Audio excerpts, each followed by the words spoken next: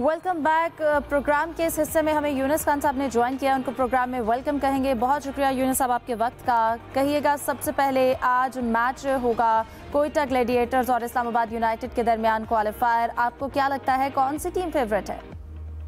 पहले तो सबको अस्सलाम वालेकुम। सच ऐसा नहीं है कि टीम फेवरेट होगी, क्योंकि प्रेशर गेम है और क्वालिफायर है। जहां क्वालिफायर आता है तो उसका मतलब ये है कि आपको सीधा फाइनल में जाना है। मेरे ख्याल से ये प्रेशर जो भी टीम आज अच्छा हैंडल करेगी वही जीतेगी ये मैच। और इसके साथ साथ आप दोनों टीम्स के अगर प्लेयर्स को देखें तो क्या कहेंगे, दोनों टीम्स के पास क्वालिफायर को देखते हुए प्रेशर हैंडल करने के साथ साथ कौन सा प्लेयर ऐसा है जो विनिंग साबित हो सकता है?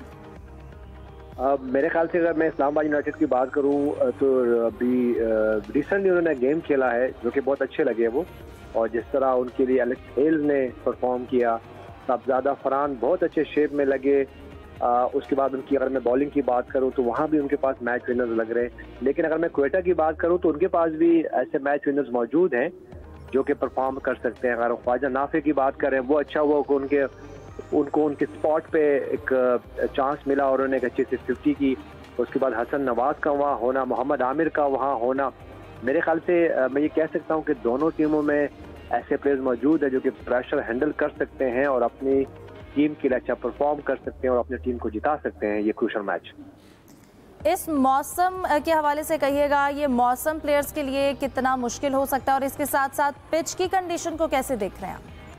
देखिए, मेरे ख्याल से ये मौसम तो अगर मैं ज़्यादातर प्लेयर्स की बात करूं तो ये जो दूसरा ये ब्रेक के बाद आए तो आपने देखा हो कि ये लोकल प्लेयर्स भी हैं, सारे ज़्यादातर खेल रहे हैं।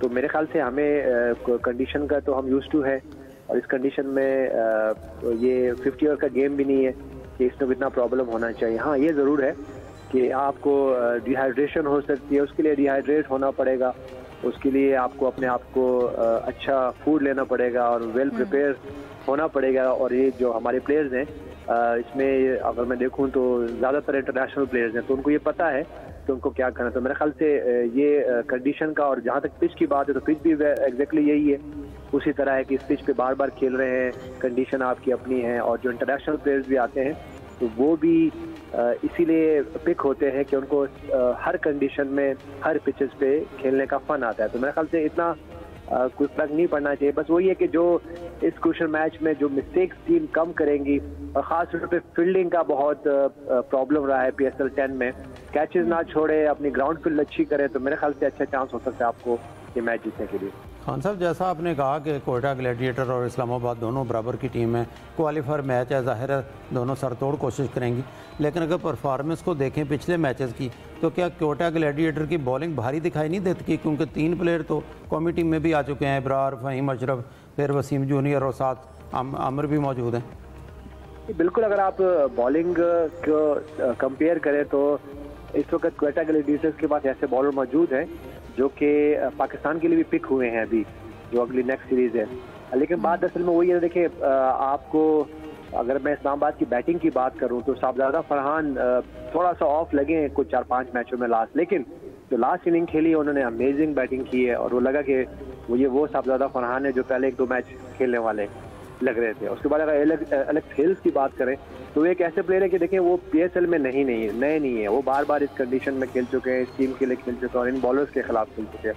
हाँ, इस वक्त कोयटा ग्लैडिएटर्स की जो बॉलिंग है उसमें अबरार का होना और खासतौर पर मोहम्मद आमिर का होना, मोहम्मद आमिर जो है वो एक सीनियर प्लेयर हैं और वो जब टॉप के प्लेयर उनके खिलाफ आते हैं, बैटर्स उनके खिलाफ आते हैं, तो वो बहुत अच्छा प्लान लेके आते हैं। तो मेरे ख्याल से इस्लामाबाद यूनाइटेड को मोहम्मद आमिर को, अबरार को, उसके बाद अगर मैं फ़हीम अशरफ की बात करूं तो वो बहुत अच्छे लग रहे हैं। लेकिन ये कि देखिए क्रूशियल मैच में जब आप आते हो तो आप वेल प्रिपेयर होकर आते हो, और जिस तरह लास्ट इस्लामाबाद यूनाइटेड ने गेम खेला है वो वहाँ उनकी बैटिंग अच्छी लगी। लेकिन मैं फिर ये कह रहा हूँ कि जो भी टीम मिस्टेक्स कम करेंगी तो मुझे लगता है कि वो इस गेम को विन करेगी। सही, जैसा कि अभी जाहिद साहब ने भी सीरीज़ का जिक्र किया है, आज सुबह बांग्लादेश के लिए जो पाकिस्तान का T20 स्क्वाड है वो भी अनाउंस हुआ है, शेड्यूल भी सामने आया है। तो सबसे पहले आप इस पर कमेंट कीजिएगा, जो T20 स्क्वाड अनाउंस किया गया है अगेंस्ट बांग्लादेश, आप उस स्क्वाड को कैसे देख रहे हैं? मैडम अभी तो मेरे हाथ में स्क्वाड है नहीं, अगर होता तो मैं आपको फिर जिन प्लेयर्स को पिक किया गया है जैसे फखर जमान है, साइमा यूब है, हसन अली को मौका मिला है, हमने PSL 10 में कई प्लेयर्स को ऐसे पिक किए हैं, आइडेंटिफाई करके उन्हें टीम में शामिल किया है, लेकिन इसके साथ साथ बाबर, रिजवान और फिर शाहीन को भी ड्रॉप किया गया है। तो जिन प्लेयर्स को शामिल भी नहीं किया गया, आप क्या समझते हैं उनके हवाले से?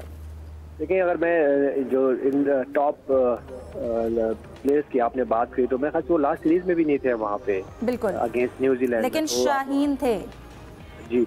लेकिन ये कि जहाँ तक बाबर आजम की बात है और मोहम्मद रिजवान की बात है तो वो वहाँ पे नहीं थे। लेकिन अब जब आप बांग्लादेश के खिलाफ खेलते हो, मैं ये नहीं कह रहा हूँ कि वो कोई इतनी मजबूत टीम नहीं है, क्योंकि T20 जब आप गेम खेलने जा रहे हो तो जैसे अभी हम ये क्वेटा ग्लैडिएटर और इस्लामाबाद की बात करें तो ये 50-50 पे शुरू होता है, दोनों को इक्वली चांसेस होते हैं, परसेंटेज होता है कि वो गेम कि वो उस मैच को विन करे। इसी तरह अगर बांग्लादेश के खिलाफ की बात करें तो वो वहाँ पे भी यही है कि ये नहीं है कि पाकिस्तान के खिलाफ खेलने तो शायद वो बिल्कुल अब मैच खेलने से पहले ही हार जाएंगे।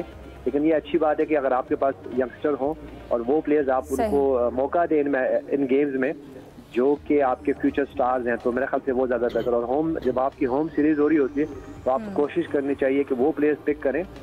ठीक है, आप ऐसे कम्बिनेशन बनाएं कि आपके पास सीनियर प्लेयर्स भी हों, आपके पास कुछ ऐसे जूनियर प्लेयर भी हो जिनको आप देख रहे होते हो कि वो टॉप की टीम के खिलाफ खेलना पड़ेगा। ये गलती हमसे लास्ट सीरीज में हुई जब हमारे पास वो लग्जरी नहीं थी कि हम बांग्लादेश के खिलाफ खेलते या UAE के खिलाफ खेलते हैं या ऐसी टीम के खिलाफ खेलते जिनकी रैंकिंग या जिनकी स्ट्रेंथ आपकी टीम से कम होती, तो शायद आप यंगस्टर खिला सकते हो।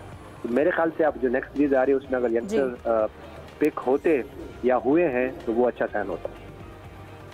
खान साहब, अगर बात करें हम भारतीय क्रिकेट बोर्ड की तो उसके ज़ेरे असर बांग्लादेश की टीम भी इतनी तो पर नज़र आती है, क्योंकि पहले उन्होंने टूर ऐलान किया था कि हम पाकिस्तान का दौरा करेंगे, बाद में थोड़ा उन्होंने जब ये जंगी हालात हुए तो फिर थोड़ा सा उन्होंने एतराज़ किया कि शायद हम दौरा ना कर सके। लेकिन जिस तरह PCB के चेयरमैन मोहसिन नकवी ने दुबई में जाकर उनसे मुलाकातें की, उनको कायल की, उसके बाद उनका यहाँ पर आना, इससे कितना इमेज बिल्ड हुआ पाकिस्तान का? बिल्कुल होगा। देखिए, इंटरनेशनल क्रिकेट जब भी आपके मुल्क में होती है तो आपका इमेज बढ़ता है और फिर जो लॉ एंड ऑर्डर की सिचुएशन बेहतर होती है तो वो बहुत दूर तक ही जब प्लेयर वापस जाते हैं, इवन PSL के जो प्लेयर जाएंगे उनकी जब वो यहाँ का मैार देखेंगे, यहाँ की सिक्योरिटी देखेंगे, तो वो आपके लिए आपको बताने की खुद ज़रूरत नहीं है। ये प्लेयर्स आपको जाके अपने अपने मुल्कों में, अपने अपने बोर्ड्स में अपने अपने प्लेयर्स के साथ शेयर करते हैं कि पाकिस्तान एक कैसा मुल्क है। और पाकिस्तान हम सबको पता है कि क्रिकेट के लिए सेफ मुल्क है और ये आज से नहीं है, ये काफ़ी अरसे से इस तरह होता है। मेरे ख्याल से मोहसिन नकवी साहब और PCB और उनकी जो टीम है उनके लिए बहुत ज़बरदस्त हम उनको खराज तहसीन पेश करते हैं कि इस सारी सिनेरियो में अगर आप देखें लास्ट 2-3 वीक जिस तरह पाकिस्तान में रहे हैं तो बहुत मुश्किल सिचुएशन हो भी सकती है। बिल्कुल, और साथ साथ यूनुस साहब इसी तरीके से पाकिस्तान का जो अच्छा इमेज है वो दुनिया के सामने गया। वक्त की कमी का सामना था। प्रोग्राम में मेहमानों का बहुत शुक्रिया। अल्लाह हाफिज।